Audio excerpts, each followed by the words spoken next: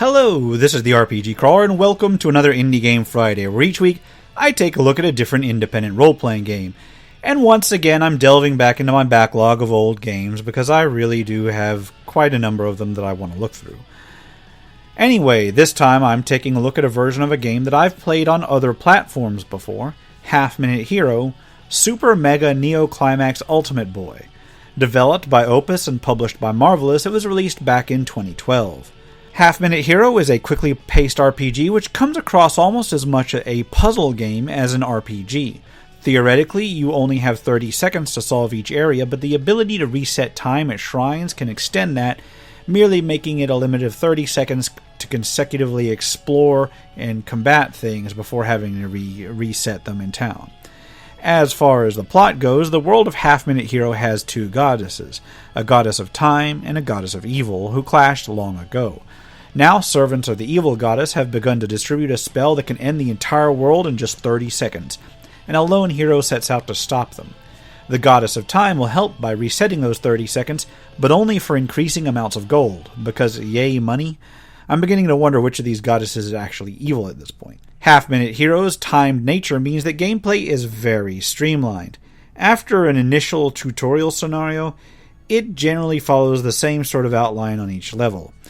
From an overworld map, you select a scenario, including ones that you've done before. At that point, you can either enter the scenario or adjust your equipment.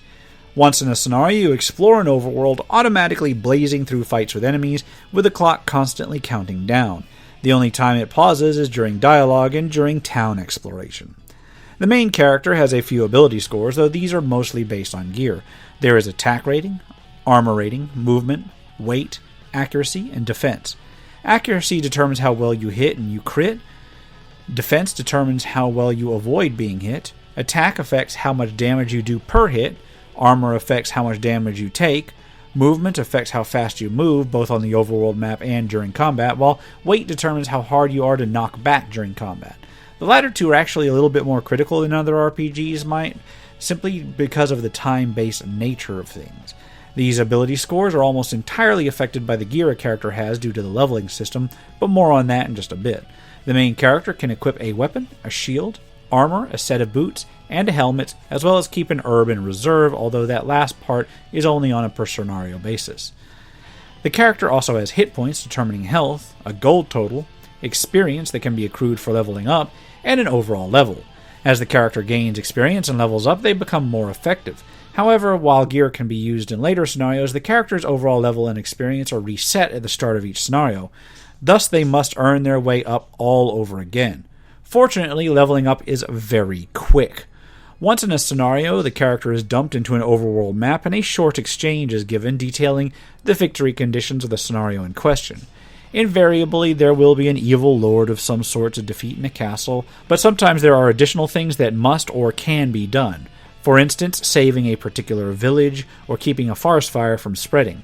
Sometimes these goals are optional, sometimes they are not, and while usually moving from scenario to scenario is relatively linear, occasionally these optional tasks may unlock other routes.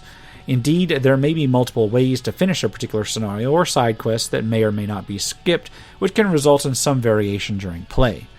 On a particular map, there's usually random enemies while wandering around through the wilderness, which simply immediately jump into a combat mode. Occasional maps may eliminate enemies or restrict them to a particular place, which can be a little bit more detrimental than it might seem, because fighting enemies is the primary way to gain experience and gold. Combats are automatic, generally consisting of a character running from left to right across a separate screen, damaging enemies as they encounter them.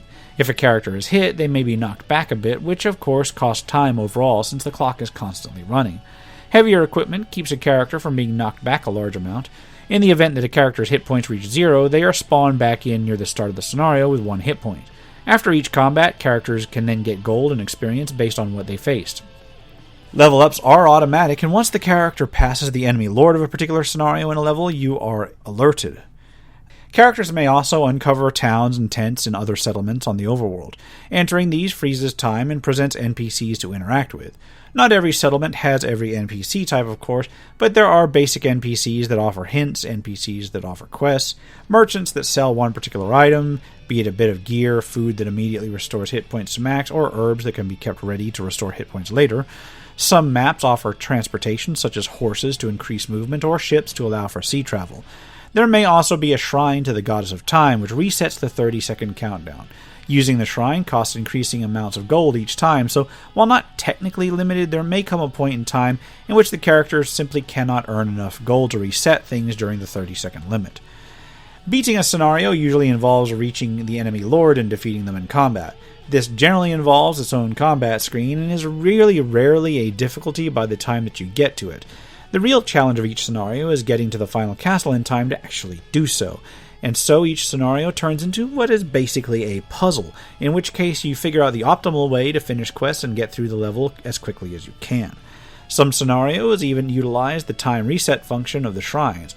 For instance, you may witness a village be destroyed, but then rewinding time will restore it. There may be a way to prevent its destruction in the time allotted. The different weapons and armor and their effects may also require some strategy from the map screen. Certain enemies are vulnerable to certain weapons, so equipping one before going into a map heavy with that sort of enemy can really let you get through that map quickly. Likewise, certain maps or quests may require more defense or more speed, or the ability to swim through water, so you may find yourself going back through your old gear and re-equipping some things in later levels. In terms of graphics, Super Mega Neo Climax Ultimate Boy version uses a cartoony, hand-drawn art style as its default, but it comes with a retro mode that you can switch to, and that was used in the original half-minute hero versions. This takes on its design from old JRPGs. The music is pretty peppy and not bad at all, although it may get old after a while. I personally found the writing amusing enough. Humor was sprinkled throughout the game, and while not absolutely laugh-out-loud funny, it hit more often than missed for me. Each level does have a clear time once you finish it, and there are leaderboards to compare times with. There is a multiplayer mode as well, although as usual I didn't really get the chance to really explore it.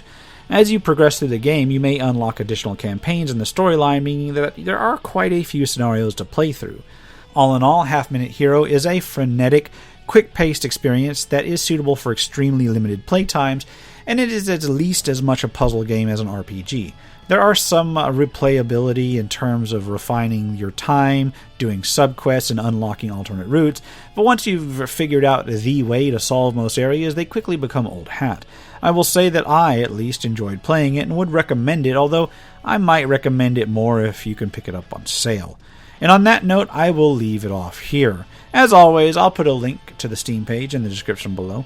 This has been the RPG Crawler with Indie Game Friday Half Minute Hero, Super Mega Neo Climax Ultimate Boy Edition. If you like what you've seen, remember to leave a like, comment if you got any feedback, and subscribe for more RPG content, both tabletop and computer. Until next time, take care and goodbye.